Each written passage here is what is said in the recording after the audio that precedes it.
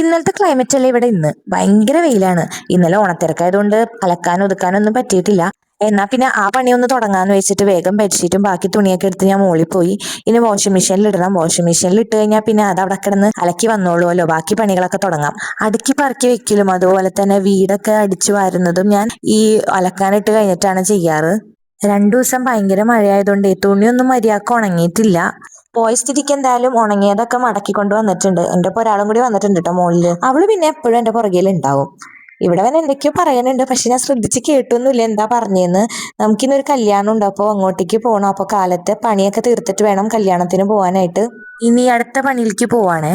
ഇവിടെ ഏറ്റവും ടാസ്ക് പിടിച്ച പണിയാണ് കേട്ടോ ഈ അടിച്ചു വാരല്.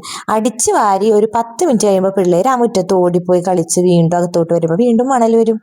ഇത് തന്നെയാണ് പണി. പക്ഷെ ഇടക്കിടക്ക് അങ്ങനെ അടിച്ചു വരൊന്നുമില്ല, ഡെയിലി ഒരു പ്രാവശ്യം അടിച്ചു വരാം, അത്രേ ഉള്ളൂ. അവരും കളിക്കട്ടെ, എത്ര നേരം വെച്ചിട്ടാണ് ഈ TV ഉള്ളിൽ മാത്രം കളിച്ചു കിടക്കണത്.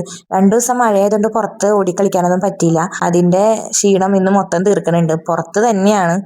വേഗം ഒതുക്കി പറക്കി അടിച്ചു വാരി അതുപോലെ തന്നെ തുടച്ചൊക്കെ കഴിഞ്ഞ് ഞാൻ നോക്കിയപ്പോഴേ പിള്ളേർക്ക് ചിപ്സ് ഒന്നും ഇല്ല. അപ്പൊ വേഗം അതൊക്കെ പൊട്ടിച്ചൊരു ടിന്നിൽ എടുത്ത് കൊടുത്തു കഴിഞ്ഞാൽ പിന്നെ അവരവിടെ ഇരുന്ന് കഴിച്ചോളും.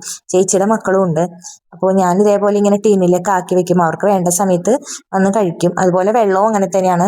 ഇല്ലെങ്കിൽ ഇവർക്ക് കുടിക്കാൻ ഭയങ്കര മടിയാണ്. ഇനി പാത്രം കഴുകിയിട്ടേ നമുക്ക് വേഗം കുളിച്ച് വരാട്ടെ. ഇനി അധികം സമയമൊന്നുമില്ല, ഇപ്പൊ തന്നെ 11 മണി കഴിഞ്ഞു. അപ്പൊ വീട്ടിലെ പണിയൊക്കെ കഴിഞ്ഞു. പോയി വന്നു കഴിഞ്ഞ് ചെയ്യാൻ ഭയങ്കര മടിയാവും. അപ്പൊ വേഗം പോയിട്ട് കുളിച്ച് റെഡി ആയിട്ട് വന്നു. ഇനി മിറർ കണ്ടു കഴിഞ്ഞാലേ എൻ്റെ അടുത്ത് ആരാണോ അവരെയൊക്കെ വിളിച്ചു വരുത്തി എനിക്ക് ഫോട്ടോ അല്ലെങ്കിൽ സെൽഫി ഒക്കെ എടുക്കാൻ ഭയങ്കര ഇഷ്ടമാണ്. അപ്പോൾ കുറച്ച് ഫോട്ടോസൊക്കെ എടുത്തു. കല്യാണം വീടിൻ്റെ അടുത്തായതുകൊണ്ടേ നടന്നു പോകാനുള്ള ദൂരമേ ഉള്ളൂ. പക്ഷെ വെയിലായിരുന്നു. എന്നാലും പിള്ളേരും ഞാനൊക്കെ അങ്ങോട്ട് നടന്നു പെട്ടെന്ന് എത്താലോ എന്ന് ഓർത്തിട്ട് അങ്ങനെ കല്യാണ മണ്ഡപത്തിലെത്തി. താലി കെട്ടുന്ന സമയത്ത് ഞങ്ങൾ കറക്റ്റ് എത്തിട്ടോ.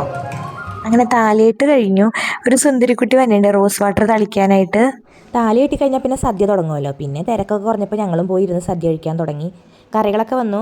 ചോറിന് വേണ്ടി വെയിറ്റിംഗ് ആണ്. ഓണമായിട്ട് അടുപ്പിച്ച് 3 ദിവസം സദ്യ തന്നെയായിരുന്നു. എന്നാലും നല്ല സദ്യ ആയിരുന്നു കേട്ടോ. അങ്ങനെ വേഗം കഴിച്ച് പായസവും പാലട പായസവും കുടിച്ച് വീട്ടിലേക്ക് മടങ്ങി. ഇന്ന് കണ്ട മിക്കവരും പറഞ്ഞു കേട്ടോ വീഡിയോസൊക്കെ നന്നായി വരുന്നുണ്ട്, ഞങ്ങളിപ്പോൾ സ്ഥിരം കാണാറുണ്ടെന്നൊക്കെ. അപ്പോൾ ഒരുപാട് സ്നേഹവും നന്ദി കേട്ടോ എല്ലാവരോടും. ബായ്.